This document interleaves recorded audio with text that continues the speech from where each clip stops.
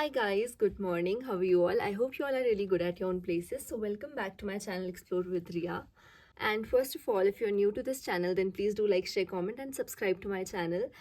And मैं अभी अभी नहा के आई हूँ. आपको सबको पता है मैं अपने गांव आई थी. अभी अभी 2-3 दिन पहले मैं अपने गांव आई थी. तो गांव में मेरे पास बहुत कुछ होता है व्लॉगिंग करने के लिए. और मैं थोड़ा सा व्लॉग कर लेती हूँ गाँव में. और क्योंकि जब मैं चंडीगढ़ में होती हूँ तब मैं व्लॉग नहीं कर पाती हूँ बिकॉज़ वहाँ पे मेरा ऑलमोस्ट सेम रूटीन होता है. हर दिन सब कुछ एक जैसा ही होता है. कॉलेज जाना, वापस आना, सब कुछ ये सब. तो यही सब चलता रहता है. तो मैं ऐसा बोर हो जाती हूँ व्लॉगिंग करके कि रोज़ रोज़ क्या ही दिखाऊँ. और यहाँ है काफ़ी ज़्यादा ठंड. तो यहाँ तो अभी भी मतलब आपको जैकेट्स पहननी ही पड़ेगी. तो मैं भी पहन लेती हूँ. एंड अभी कल ही मुझे एक बहुत सैड न्यूज़ सुनने को मिली. और वो थी कि मेरा एक जूनियर था मेरे स्कूल में. एंड आई डोंट नो, आप सब ने भी शायद वो न्यूज़ पढ़ी होगी कि a boy 21 years old boy was found dead in Sanjauli किसी रेस्टोरेंट में. आई गेस किसी रेस्टोरेंट के वॉशरूम में. और अगर हम रिपोर्ट्स की बात करें तो ये बोला जा रहा है कि उसे शायद ड्रग ओवरडोज हो गया था. बट हम ऐसा कुछ अभी प्रिडिक्ट नहीं कर सकते जब तक उसकी पोस्टमार्टम रिपोर्ट ना आ जाए. और इट्स रियली सैड. मतलब अगर कोई नॉर्मल इंसान ऐसे मर रहा है किसी भी वजह से, उसे हार्ट अटैक हो रहा है या फिर एजड था तो उसकी डेथ हो गई, तो लोग उसके साथ कहीं ना कहीं सिंपथाइज करते हैं. बट जो लोग ड्रग ओवरडोज की वजह से मरते हैं उनके साथ तो कोई सिंपथाइज तक नहीं करता है. उन्हें सब ये बोलते हैं कि अच्छा ये सब करता था, चलो ठीक ही है, अपने माँ बाप की वैसे भी बदनामी कर रहा था तो चलो मर गया, इट्स ओके. तो मतलब अगर आप मेरी वीडियो देख रहे हैं यहाँ पे, यूथ जितना भी है स्पेशली, तो मैं आपको यही एडवाइस करूँगी कि आप ये ड्रग वगैरह ये सब चीज़ें ना करें. क्योंकि आप तो इस दुनिया से चले जाओगे, उसके बाद जो पूरी बदनामी है आपकी वजह से आपके पेरेंट्स को झेलनी पड़ेगी कि उसका बेटा, हाँ वो तो ड्रग करता था ना तब वो मर गया, ऐसे ऐसे करके. तो it's a very sensitive topic और इसके बारे में ज़्यादा बात नहीं करूँगी बिकॉज़ मैं कोई स्पेशलिस्ट नहीं हूँ. और जस्ट बिकॉज़ मैं एक व्लॉग बनाती हूँ तो मैं आपको जस्ट एक इन्फॉर्मेशन शेयर करना चाहती थी और थोड़ा सा आपको इस चीज़ के बारे में जागरूक करना चाहती थी as a citizen of India. और क्योंकि मैं भी अपने इसी यूथ पीरियड में चल रही हूँ तो मुझे ऐसा लगता है कि अगर आप मुझसे ये चीज़ सुनेंगे तो आप शायद ज़्यादा इन्फ्लुएंस हो रैदर देन किसी ऐसे से जो इस एज से निकल चुका है. किसी अगर एक इंसान को भी अगर मैं इन्फ्लुएंस कर सकती हूँ तो वो भी मेरे लिए बहुत बड़ी बात होगी. तो चलो अभी बस इतना ही है व्लॉग के लिए. मैं अभी अभी नहाई हूँ और काफ़ी ठंड है, बादल पूरे छाए हुए हैं. और अब मैं जा रही हूँ किचन में क्योंकि मुझे लग रही है बहुत ज़्यादा ठंड और हमने आग जलाई हुई है. तो चलो चलते हैं किचन में. मौसम इतना अनप्रिडिक्टेबल है कि अभी मैंने आपको बोला कि बहुत ज़्यादा ठंड है, बादल छाए हुए हैं और अभी सारे बादल गायब हो गए. प्लस आप ये देख सकते हैं धूप आ रही है मेरी किचन में अच्छे से. तो मतलब और हाँ, कल मैंने अपने साथ एक एक्सपेरिमेंट किया था अपनी आंखों के साथ, वो मैं आपके साथ शेयर करती हूँ. हेलो गाइस, अभी मैं अपनी आंखें नहीं खोल पा रही हूँ क्योंकि बिकॉज ऑफ दिस. और मुझे बहुत मिर्ची लग रही है. अभी फिर ठीक हो गया बट अभी भी थोड़ी थोड़ी सी मिर्ची लग रही है. और ये है सस्ता आंखें साफ करने का इलाज. आप अपनी आंख में संतरे का या फिर कीनू का रस डाल सकते हैं और आपकी आंखों से पानी निकलेगा जिसके साथ आपकी आंखों की सारी डर्ट बाहर आ जाएगी. तो आप इसे ट्राई कर सकते हैं एट योर ओन रिस्क क्योंकि इससे बहुत बहुत बहुत मिर्च लगती है काफ़ी देर तक. और मेरी पूरी अंडर आइज जल रही है. और ये बिल्कुल भी मैं सर्टिफाइड बिल्कुल नहीं है, ये बिल्कुल भी एक्ट. ये बस मैं ऐसे ही अपने ओन एक्सपीरियंस के लिए ट्राई कर रही थी क्योंकि मैंने पहली बार ट्राई किया. मेरे घर पे सब करते रहते हैं और बाकी को मैंने देखा है करते हुए.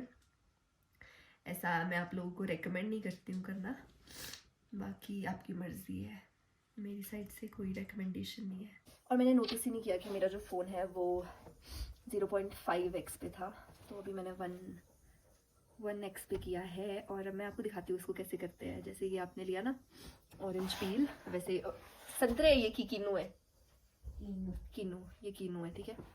आपने कीनू लिया ना और उसको आपने ऐसे आँख में ऐसे स्प्रे करना है। थोड़ी देर तक आप वेट कर सकते हो। वैसे एक स्प्रे से कुछ नहीं होगा, 2-3 बार आपको स्प्रे करना पड़ेगा आँख में। और अभी देखो, अभी मेरी आँखों में फिर से बहुत मिर्ची लगने लगी है। और अब थोड़ी देर बाद मैं अपनी आँख नहीं खोल पाऊँगी। और तो बस आपको इसको ऐसे ही करना है। और मेरी आँखें देखो, अब बहुत मिर्च लग रही है। Bye bye. तो आज हमने लंच में खाए थे समोसे, क्योंकि पहले तो मेरे गांव में स्ट्रीट फूड मिलता नहीं है बिल्कुल भी। ऊपर से अगर हमें ख़रीदना हो तो हमें जाना पड़ता है 40 मिनट्स दूर ड्राइव करके, तब जाके हम ये समोसे खा पाते हैं। तो हम बस अपने समोसे एंजॉय कर रहे थे, और क्योंकि इतनी दूर से लाए थे तो ये ठंडे हो गए थे थोड़े से, तो हमने इनको फिर से गर्म किया और फिर हमने समोसे और चाय के साथ अपना लंच पूरा किया। और मैं वॉइस ओवर कर रही हूँ क्योंकि मेरे बैकग्राउंड में बहुत नॉइज़ थी।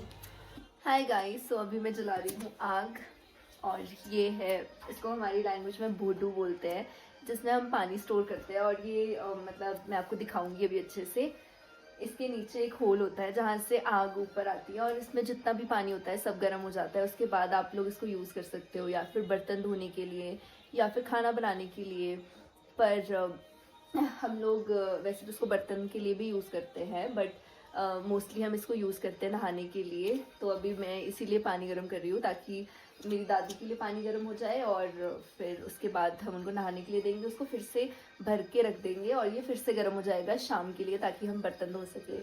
तो ये है ऑप्टिमम यूटिलाइजेशन ऑफ रिसोर्सेज। और ऐसे सब कुछ आपको पहाड़ों में ही देखने को मिल सकता है।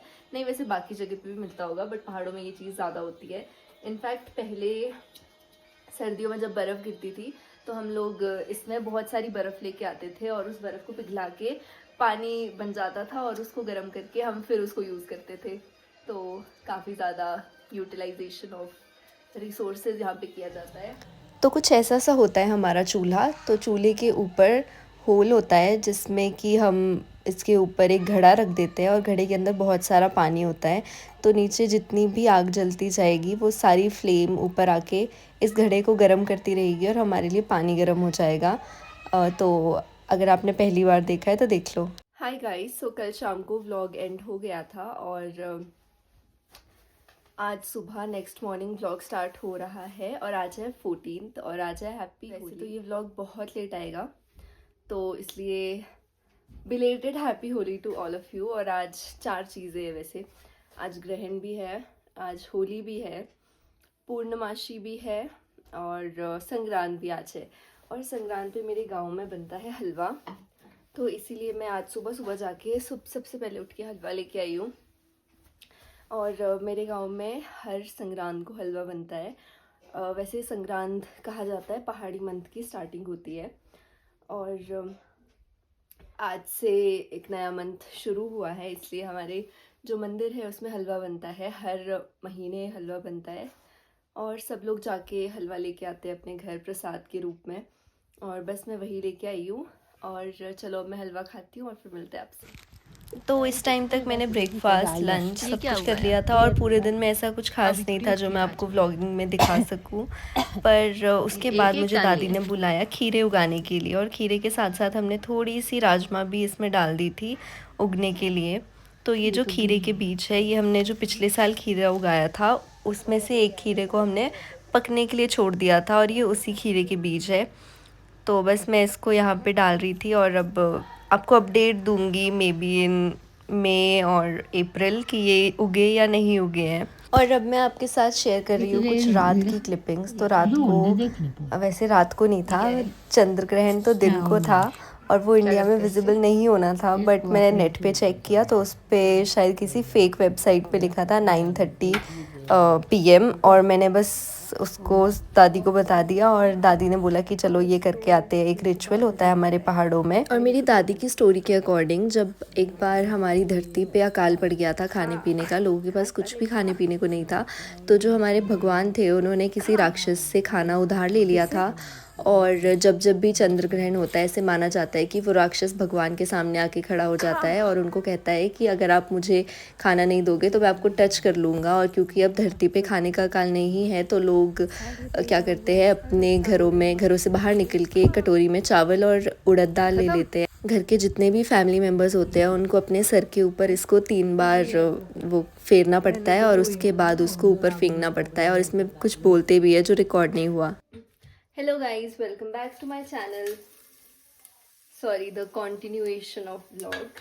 सो अभी मैं लगा रही हूँ तड़का, मैं सब्ज़ी बना रही हूँ तो इसलिए मैं तड़का लगा रही हूँ। और आज का व्लॉग मेरा बस इतना सा था, छोटा सा व्लॉग था, और आई होप आपको बहुत अच्छा लगा होगा और आपने होली बहुत अच्छे से सेलिब्रेट की होगी।